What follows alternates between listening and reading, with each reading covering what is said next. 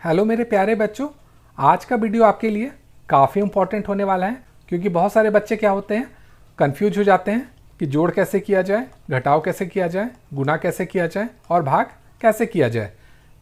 YouTube में आपको बहुत सारा वीडियो मिल जाएगा, लेकिन मैंने यहाँ पर जो क्वेश्चन को बताने का तरीका लिया है वो सबसे सरल है। आप इससे आसानी से सभी प्रश्नों को हल कर पाएंगे। तो चलिए शुरू करते हैं एक एक करके प्रश्नों को हल करना। यहाँ पर देखिए, सबसे पहले जोड़ हम लेते हैं और उसके बाद फिर घटाव लेंगे। तो चलिए जोड़ते हैं। यहाँ पर जो लिखा है इसको क्या करेंगे, यहाँ पर लिख देंगे, ठीक है। अब उसके बाद यहाँ पर जो है इसके ठीक नीचे लिखते हैं और इसको जोड़ देते हैं। तो चलिए जोड़ते हैं। तो यहाँ पर 8 है और यहाँ पर 1 है। तो 8 में अगर 1 जोड़ेंगे ये कितना हो जाता है, 9 होता है। उसके बाद यहाँ पर देखिए 4 है और यहाँ पर 2 है।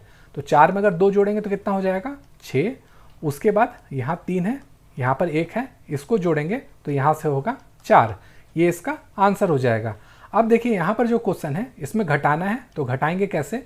जो क्वेश्चन है उसे लिखिए, उसके बाद जिसे को घटाना है उसको इसके ठीक नीचे लिख लेंगे। उसके बाद इसे घटाएंगे। तो देखिए घटेगा कैसे। यहाँ पर 6 है तो 6 में 3 घटाएंगे। तो ये कैसे होगा आपको पता होगा। अगर नहीं समझ में आता है तो 6 लाइन खींच लीजिए। उसके बाद यहाँ से 3 को काट दीजिए तो कितना बचा, 3 बचेगा। तो यहाँ पर 3 लिख लेंगे। अब देखिए ये जो क्वेश्चन है यहाँ पर 3 है, 3 में 6 घटाना है। तो 3 में 6 तो घटता नहीं है, तो इसे हम लोग हल कैसे करेंगे, चलिए वो सीखते हैं। तो जब भी ऊपर वाला संख्या बड़ा हो जाए तो हम क्या करेंगे, उसके बगल से 1 ले लेंगे। तो इसका मतलब 6 जो है इसको 1 देगा, ये बन जाएगा यहाँ पर 13। और ये जो 6 है अब ये बन जाएगा यहाँ पर 5। अब 13 में 6 घटाएंगे, तो 13 में 6 घटाएंगे तो होता है 7। अब देखिए यहाँ पर 5 है तो 5 में 4 घटाएंगे तो यहाँ से आएगा 1 और ये इसका आंसर हो जाएगा। अब चलिए गुना करना सीखते हैं। यहाँ पर देखिए एक संख्या दिया है 4, 5, 6 और इसको 6 से गुना करना है। तो इसे गुना कैसे करेंगे, तो सबसे पहले क्या करेंगे, इसको जो पहला संख्या है उससे गुना करेंगे। तो गुना कैसे होता है, 6 से गुना करना है, इसका मतलब हमें 6 का टेबल आना चाहिए। तो यहाँ पर देखिए 6 से गुना करना है, मतलब हमें 6 चक 36 होता है, ये लिखना होगा, ये आपको पता होना चाहिए। तो इसमें क्या हो रहा है, 36 में देखिए 2 डिजिट आ रहा है, लेकिन हमें सिर्फ एक ही डिजिट लिखना है, लास्ट वाला। इसका मतलब यहाँ पर हम 6 लिखेंगे। अब देखिए यहाँ पर क्या बच गया है, ये बच गया है 3। तो 3 इसके ठीक ऊपर लिख देंगे, मतलब बगल वाले में। अब क्या करेंगे, इस 6 को इससे गुना करेंगे। तो 6 पचे कितना होता है, 6 पचे होता है 30। और ऊपर में देखिए क्या बचा हुआ था, हमारा 3 बचा हुआ था। तो 3 इसमें जोड़ दीजिए, ये हो गया 33। अब देखिए 33 भी 2 अंक बन गया है, तो हमें लास्ट का जो नंबर है उसको यहाँ लिख देना है। और ये जो बचा हुआ है यहाँ 3, ये इसके ऊपर आ जाएगा। अब क्या करेंगे, इस 6 को इससे गुना करेंगे। इसका मतलब 6 का टेबल में अगर 4 से गुना करेंगे तो कितना होता है, 6 चौका 24 होता है।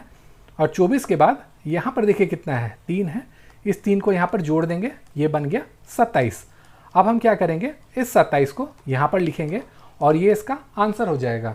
आप पूछेंगे सर आपने सिर्फ 7 को क्यों नहीं लिखा, क्योंकि इसके बाद कोई संख्या नहीं थी, इसीलिए हम लोगों ने जो बचा है उसको उतार दिया। अगर यहाँ पर कोई संख्या होती तो गुना करके ये 2 को उसके ऊपर ले जाके जोड़ देते हैं। यहाँ तक आपको समझ में आ गया होगा।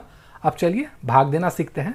यहाँ पर देखिए एक संख्या दिया हुआ है, इसको क्या करेंगे, यहाँ पर हम लिखेंगे और उसके बाद 7 से भाग देना है, तो इसको यहाँ पर लिखेंगे। अब नियम क्या है, देखिए यहाँ पर 7 जो है ये 1 डिजिट है, तो जब 1 डिजिट होगा तो सबसे पहले हम लेफ्ट से 1 डिजिट लेंगे।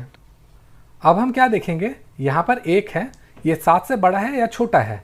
तो जो 1 है वो क्या हो रहा है, छोटा हो जा रहा है। तो जब छोटा हो जाएगा तो हम क्या करेंगे, जिससे डिवाइड करना है उससे संख्या यहाँ पर बड़ी होनी चाहिए। तो सिर्फ 1 आ रहा है, 1 छोटा हो रहा है, तो ये भाग नहीं होगा। जब भाग नहीं होगा तो क्या करेंगे, हम 2 संख्या ले लेंगे। अब ये क्या बन गया, 15। अब हम देखेंगे ये 7 से बड़ा है या छोटा। जो 7 है वो अब छोटा हो जा रहा है 15 से, मतलब यहाँ पर जो संख्या है वो अब बड़ा हो जा रहा है। तो बड़ा होगा तभी वो हमें भाग हम उसको दे सकते हैं। तो यहाँ पर देखिए क्या है, 15 है। तो 15 को अब हम क्या करेंगे, 7 का टेबल में देखेंगे, या तो 15 आ जाए या उससे कम आ जाए। तो 7 दूनी करेंगे, ये होता है 14, और अगर 7 तिये करेंगे ये होता है 21।